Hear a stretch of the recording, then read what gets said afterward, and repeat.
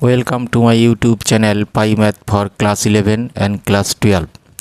देखो क्लास 11 के लिए ये बाइनोमियल थ्योरम के ऊपर ये मेरी तीसरी वीडियो है। पहले दो वीडियो में मैंने थ्योरम प्रूव किया था और एक एग्जाम्पल किया था। उसी के ऊपर एक दूसरा एग्जाम्पल है, दूसरा वीडियो है। The find the independent term of x in the expansion.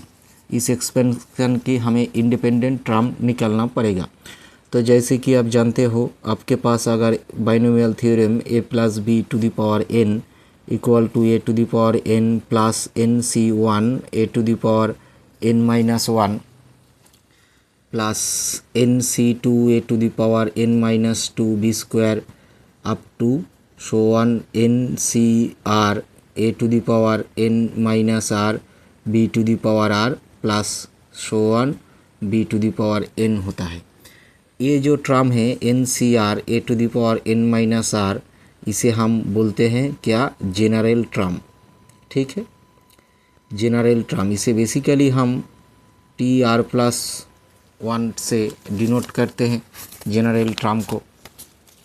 तो अब देखो, तो इस थ्योरम को अगर हम समेशन फॉर्म में लिखना चाहते हैं तो a plus B power n, ये जेनरल टर्म को समेशन आकार में हम लिखते हैं। समेशन r इक्वल टू 0 से लेकर n तक NCR a to the power n minus r b power r। ठीक है, यहाँ पर n और r दोनों नेचुरल नंबर है, जबकि r आपसे n से छोटा या n के बराबर है, कुछ इस तरह से। ठीक है, r0 से स्टार्टिंग। तो अगर आपकी जेनरल टर्म एग्जिस्ट करता है तो आपका r का मान ऑलवेज नेचुरल नंबर होना चाहिए। ठीक है, अगर r की मान आपकी नेचुरल नंबर नहीं है तो आपका जो जेनरल टर्म है वो एग्जिस्ट नहीं होगा। तो हमें इंडिपेंडेंट टर्म निकालने के लिए बोल रहा है। देखो अब क्या दिया हमें दिया x square plus 1 divide x power 12। इसे आप a मानो और इसे हम b माने तो हमारा टर्म किस तरह आएगा, समेशन r इक्वल टू 0 से लेकर n तक। ये कि n की वैल्यू कितनी है, 12 है। 12 NCR मतलब 12 CR x to the power n minus r। x की वैल्यू कितना है आपके पास, x square power n minus r मतलब 12 minus r। b to the power r, b की वैल्यू कितनी है आपके पास, 1/x पावर r। ठीक है, तो ये क्या निकला आपका, समेशन 0 से लेकर 12 तक to 12 CR x to the power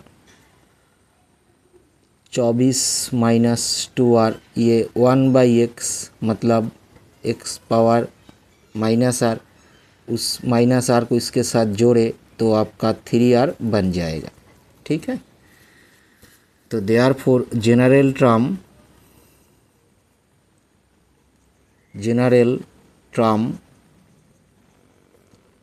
TR plus 1 कितना हुआ आपका, 12 CR x to the power,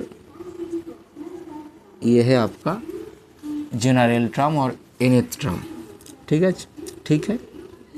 now the term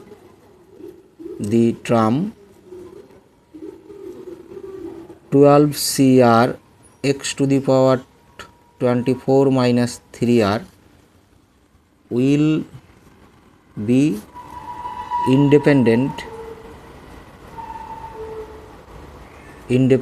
of x नहीं रहेगा। कब, if and only if 24 minus 3r आपका 0 बन जाए। क्यों, अगर ये आपका वैल्यू 0 है तो x टू द पावर 0 करने से आपका कितना रह जाएगा, 1। मतलब ये टर्म के साथ सिर्फ रहेगा 12 CR, तो आपका इंडिपेंडेंट टर्म होगा। तो देखते हैं होता है क्या नहीं। तो ये -3r equal to -24, therefore r equal to कितना हुआ आपका 8, और 8 बिलोंग करता है नेचुरल नंबर पे। मतलब इस सीरीज़ का एक इंडिपेंडेंट टर्म है। कौन सी टर्म? वो टर्म है 8 + 1 इक्वल टू T9। ठीक है, तो इसका जो इंडिपेंडेंट टर्म होगा वो T9 टर्म जो है वो आपका x इंडिपेंडेंट होगा। ठीक है, अब दूसरी प्रॉब्लम देखें। दूसरी प्रॉब्लम में क्या दिया वही हम लिखेंगे। TR + 1 कितना 9CR, 9CR x a की वैल्यू कितना है 2x to the power 9 - r, b की वैल्यू कितनी है आपके पास 1/3x² पावर r। ठीक है, तो ये आपका 9CR और ये रहा 2 to the power r-1 x to the power 9 - r, ये बचा आपका 3 power r x to the power 2r। तो इसे हम लिखते हैं 9 to the power r 1/3 to the power r 9CR x to the power 9 - 3r। आपका टर्म इंडिपेंडेंट बन जाएगा कब? जब ये पावर आपका 0 के साथ बराबर हो। मतलब 9 - 3r अगर आप 0 रखो तो r आपको कितना मिल रहा है 3।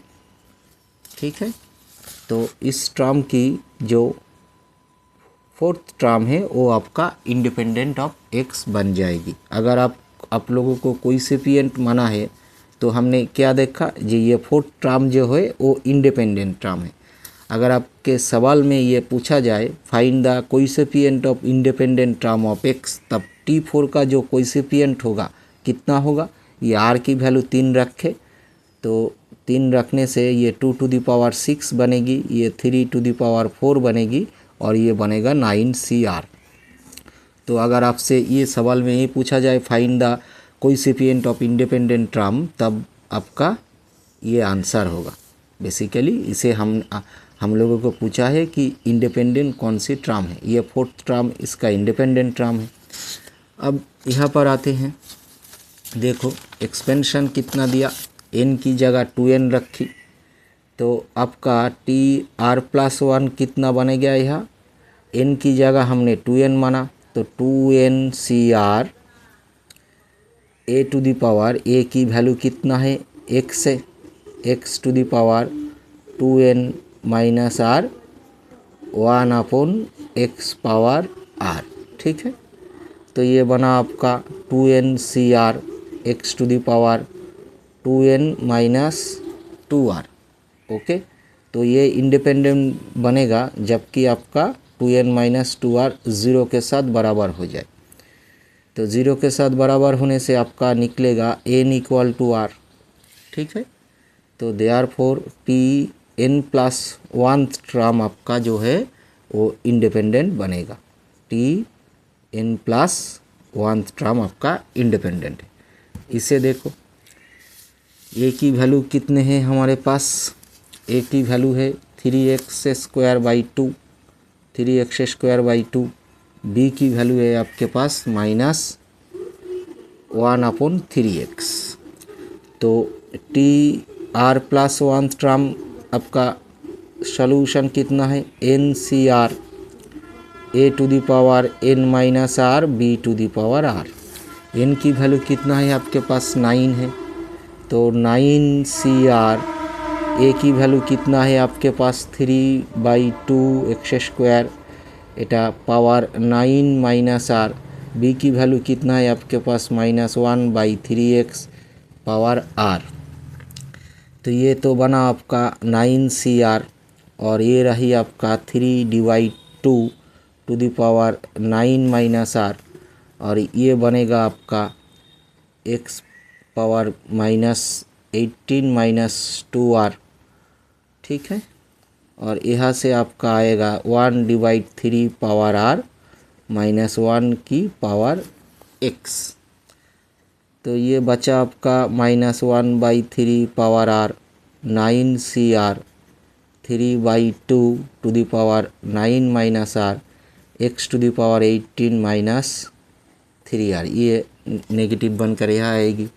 तो आपका इंडिपेंडेंट टर्म, ये टर्म आपका x इंडिपेंडेंट होगा अगर x ना रहे, मतलब ये जो है ये आपका 0 के साथ बराबर हो। 0 होने से x टू द पावर 0 करने से ये 1 बन जाएगी, फिर आपका इस टर्म में रहेगी सिर्फ यही, उसे हम इंडिपेंडेंट टर्म बोलते हैं।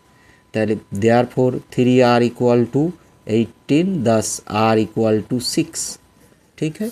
तो इस जो टर्म है ये r+1 मतलब 6+1 7th टर्म आपका x इंडिपेंडेंट होगा। मेरे साथ जुड़े रहे, चैनल को सब्सक्राइब कीजिए, लाइक कीजिए। इस चैनल पर आपकी पूरी सिलेबस मिलेगी।